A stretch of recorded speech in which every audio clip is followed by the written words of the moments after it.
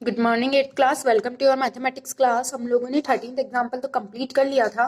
Then उसके बाद है on page number 132 application of compound interest formula. की जो कंपाउंड इंटरेस्ट का फॉर्मूला है वो हमारी जो रियल लाइफ की सिचुएशंस है, कुछ कैलकुलेशंस में वो कहाँ कहाँ पर हमारे पास काम में आ सकता है। तो सबसे पहले फर्स्ट है कि वो हमारे इंक्रीज और डिक्रीज पॉपुलेशन को कैलकुलेट करने में भी काम में आ सकता है। जैसे हमें अभी करंट की पता है कि करंट में पॉपुलेशन कितनी है, तो हम ये सोचें कि अगर हम 5 साल बाद में हमारी पॉपुलेशन कितनी हो जाएगी, तो उस बेसिस पे अगर आप कंपनी खोलना चाह रहे हो तो कंपनी में क्या प्रॉफिट होगा, क्या लॉस होगा, या फिर पॉपुलेशन है तो हमारी जो हंगरनेस है वो कितनी बढ़ेगी। ऐसी चीजों को आप माइंड कर सकते हैं कि कैसे हमें सोचना है कि हमारी जो पॉपुलेशन है वो कितनी इंक्रीज हो जाएगी। तो वो किस फॉर्मूले पे बेस होगा?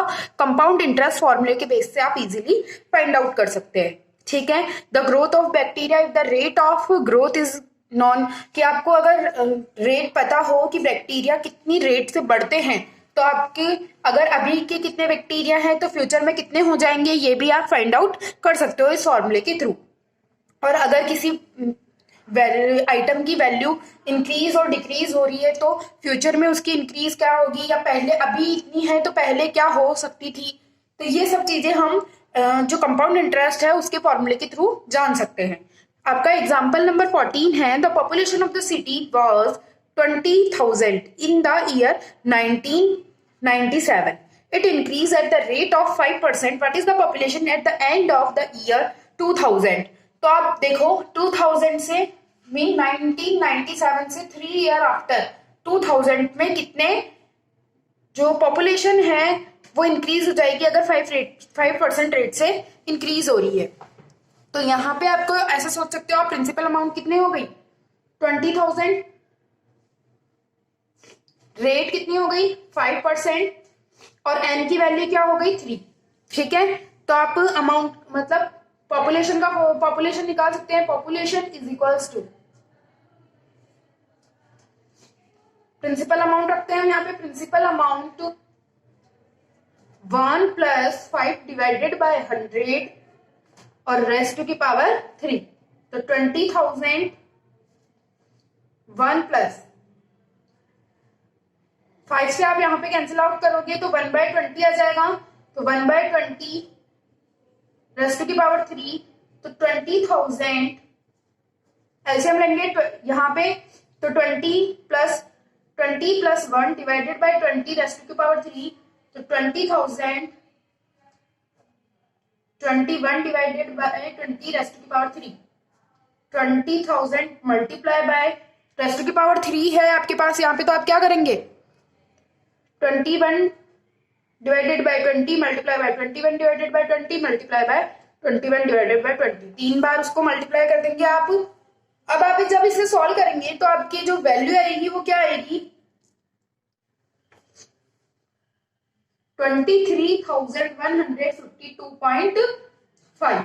तो आप पॉपुलेशन कभी भी पॉइंट्स में नहीं हो सकती, तो आप इसे क्या लिख सकते हैं 23,153 पॉपुलेशन हो जाएगी 2000 ईयर के अंदर। इस तरीके से आप जो कंपाउंड इंटरेस्ट का फॉर्मूला था उसको अप्लाई करते हुए अपना जो पॉपुलेशन है वो निकाल सकते हो। उसके बाद है example number 15। A TV was brought at a price of 21,000। एक टीवी ब्रॉट की गई जिसकी प्राइस है 21,000 rupees. After 1 year the value of the TV was depreciated by 5%. Depreciation means reduction of the value due to the use of and the age of the item.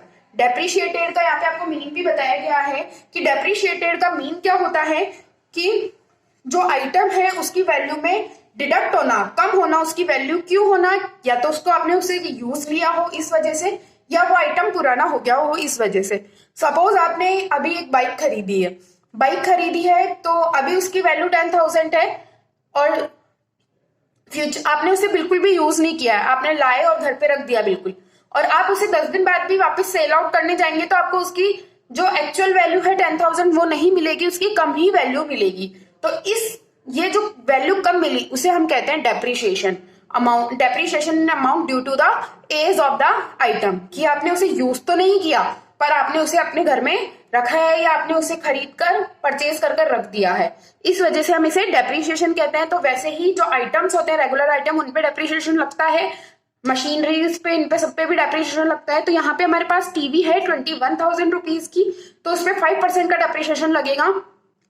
तो आपका बताना है कि 1 year के बाद उसकी क्या वैल्यू हो जाएगी।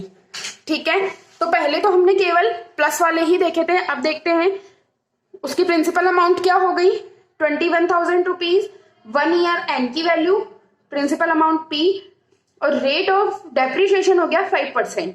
तो आप इसमें फॉर्मूला कैसे लगाएंगे, value of TV is equals to 21,000, और कम हो रहा है ना इसलिए फॉर्मूले में 1 minus 5 divided by 100 raised to की पावर 1 मीन्स 21,000, 1 माइनस, इसको कट करेंगे तो 1/20, और इसका एलसीएम लेंगे 21,000, 20 माइनस 1 डिवाइडेड बाय 20, तो 21,000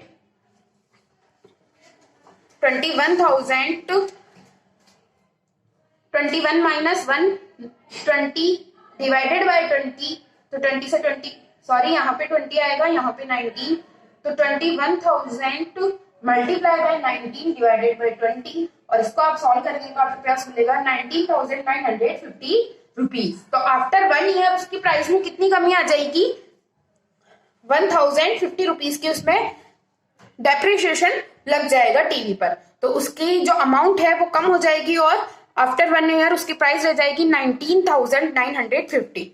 इस तरीके से आप अपना एग्जाम्पल नंबर 14 और 15 सॉल्व कर सकते हैं। इससे रिगार्डिंग किसी को भी कुछ भी प्रॉब्लम है तो आप लोग मुझसे कंसल्ट कर सकते हैं। Thank you class.